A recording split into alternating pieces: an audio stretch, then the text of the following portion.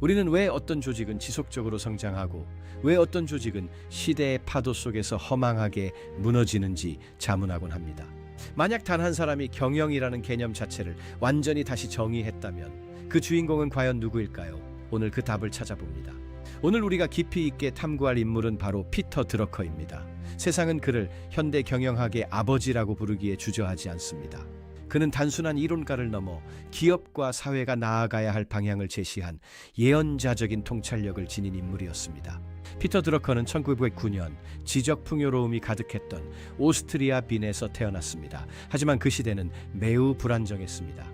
유럽 전역은 전쟁의 소용돌이와 정치적 혼란 속에 있었고 산업화는 사회의 모든 구조를 급격하게 변화시키고 있었습니다. 당시 기업들은 덩치를 키워가고 있었지만 조직을 어떻게 효율적으로 운영해야 하는지에 대한 체계적인 이론은 전무했습니다. 경영자들은 오직 자신의 과거 경험과 직관에만 의존하여 회사를 운영했습니다. 사람보다는 기계의 효율이 우선시되던 시대였죠.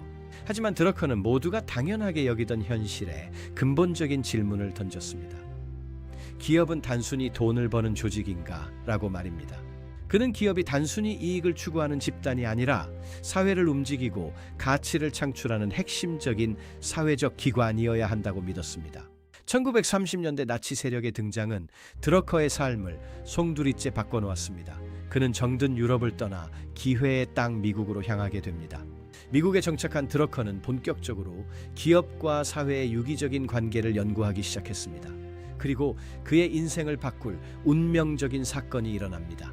바로 1940년대 당시 세계 최대의 기업이었던 제너럴 모터스, 즉 GM에 대한 전무후무한 내부 연구 프로젝트였습니다. 드러커는 수년간 GM의 내부 구조를 깊숙이 파헤치며 놀라운 사실을 발견했습니다. 기업의 성과는 기술이나 자본만으로 결정되는 것이 아니었습니다. 그는 기업의 성패가 결국 그 조직 안에서 일하는 사람과 그들이 유기적으로 연결된 조직 구조에 의해 결정된다는 결론에 도달했습니다. 그는 기업을 단순한 상품 생산 기계로 보는 시각을 거부했습니다. 대신 사람들이 공동의 목표를 위해 협력하는 사회적 기관으로 정의했죠. 이것은 당시로서는 파격적인 경영학 역사상 가장 위대한 혁명 중 하나였습니다. 경영이라는 학문이 독립적인 영역으로 우뚝 서게 된 순간이었죠. 드러커가 제시한 수많은 혁신적 개념 중에서도 전 세계 경영자들에게 가장 큰 영향을 준 것은 바로 목표에 의한 관리, MBO입니다. 그는 사람은 외부의 지시나 강요가 아니라 자신이 스스로 동의하고 내면화한 목표를 통해 비로소 움직인다고 강조했습니다. 조직이 제대로 작동하기 위해서는 경영진부터 말단 사원까지 모든 구성원이 조직의 명확한 목표와 비전을 완벽하게 공유해야 한다는 뜻입니다. 드러커가 남긴 또 하나의 거대한 유산은 바로 지식 노동자라는 개념입니다. 그는 이미 1960년대 산업사회의 종말을 예견했습니다. 그는 육체 노동이 아닌 지식이 생산의 중심이 되는 새로운 시대가 올 것임을 정확히 꿰뚫어 보았습니다. 그것이 바로 우리가 사는 오늘날입니다. 오늘날 우리가 일상적으로 마주하는 IT 산업의 개발자, 연구자, 디자이너 같은 직업들을 드러커는 이미 반세기 전부터 설명하고 있었던 것입니다. 그의 통찰이 얼마나 소름 끼치도록 정확했는지는 지식이 가장 강력한 자본이 된 지금의 세계 경제를 보면 누구나 실감할 수 있습니다. 드러커의 이론은 수많은 위대한 기업가들에 의해 실천되었습니다. 전설적인 경영자 앤디 그로브는 드러커의 MBO를 발전시켜 OKR 시스템을 만들었죠.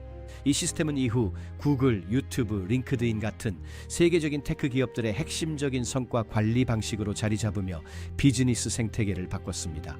드러커의 사상은 서구권에만 머물지 않았습니다. 일본의 도요타와 소니 같은 기업들도 그의 철학을 적극적으로 받아들여 세계적인 기업으로 성장했습니다. 그들은 사람 중심의 조직 운영이라는 드러커의 철학을 제조 현장에 접목하여 기술 이상의 신뢰와 품질이라는 가치를 만들어냈습니다. 더욱 놀라운 점은 드러커의 사상이 단순히 기업 경영에만 국한되지 않았다는 사실입니다. 그는 사회의 모든 조직이 경영의 원리를 갖춰야 한다고 믿었습니다. 정부, 학교, 병원, 그리고 비영리 기관에 이르기까지 모든 조직은 명확한 존재 목적과 그에 따른 사회적 책임을 가져야 한다고 그는 주장했습니다. 그래서 많은 이들은 그를 단순히 경영학자라고 부르는 것을 넘어 시대를 통찰하는 사회 철학자라고 부르기도 합니다. 피터 드러커가 우리에게 남긴 핵심 메시지는 분명합니다. 조직의 본질은 기술도 화려한 자본력도 아닙니다. 바로 사람과 목적입니다. 그는 또한 이렇게 말했습니다. 기업의 유일한 목적은 바로 고객을 창조하는 것이다. 이 말에는 비즈니스의 모든 본질이 담겨 있습니다. 이 말은 단순해 보이지만 매우 깊은 철학적 의미를 가집니다. 기업은 물건을 만드는 곳이 아니라 가치를 통해 고객의 삶을 변화시키는 곳이라는 뜻이죠.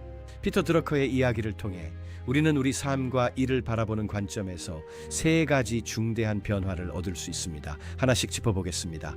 첫째는 일의 의미를 다시 생각하는 시선입니다.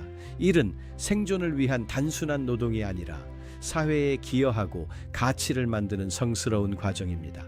드러커는 우리에게 자신의 일이 어떻게 다른 사람의 삶을 이롭게 하고 사회 전체에 어떤 긍정적인 영향을 주는지 질문하게 만듭니다. 둘째는 목표의 중요성입니다. 명확한 목표는 어두운 밤바다의 등대처럼 개인과 조직이 나아가야 할 올바른 방향을 결정합니다. 목표가 없다면 우리는 표류할 뿐입니다. 스스로 설정한 명확한 목표만이 우리를 진정한 성장과 성취의 길로 안내할 수 있다는 것이 그의 가르침입니다. 셋째는 사람 중심의 조직 철학입니다. 드러커는 모든 비즈니스의 시작과 끝에는 항상 사람이 있어야 한다고 믿었습니다. 이것은 변치 않는 진리입니다. 결국 세상의 모든 위대한 혁신과 변화는 시스템이나 기계가 아닌 뜨거운 열정과 사명감을 가진 사람에게서 시작되기 때문입니다. 피터 드러커는 세상을 떠났지만 그가 남긴 지혜의 유산은 여전히 전 세계 수많은 리더와 조직의 심장 속에서 살아 숨쉬고 있습니다. 그는 우리에게 이렇게 말했습니다. 미래를 예측하는 가장 좋은 방법은 바로 그 미래를 직접 만들어가는 것이다 라고 말이죠. 그의 말처럼 미래는 단순히 기다리는 것이 아닙니다. 오늘 우리가 내리는 결정과 행동이 바로 내일의 우리 모습을 결정짓는 것입니다. 오늘 우리가 함께 나눈 피터 드러커의 이야기가 여러분의 일과 삶에 새로운 영감과 통찰을 주는 소중한 계기가 되었기를 진심으로 바랍니다. 영상이 도움이 되셨다면 좋아요를 눌러주세요. 여러분의 응원은 더 좋은 콘텐츠를 만드는 큰 힘이 됩니다. 시청해주셔서 감사합니다. 여러분의 앞날에 항상 지혜와 행운이 가득하시길 진심으로 응원하겠습니다. 지금까지 프렌지 나라토라이 춘 TBC 아르투 Dr. 제임스였습니다. 감사합니다. 지식은 실천될 때 비로소 힘이 됩니다. 당신의 오늘을 응원합니다. 시청해주셔서 감사합니다.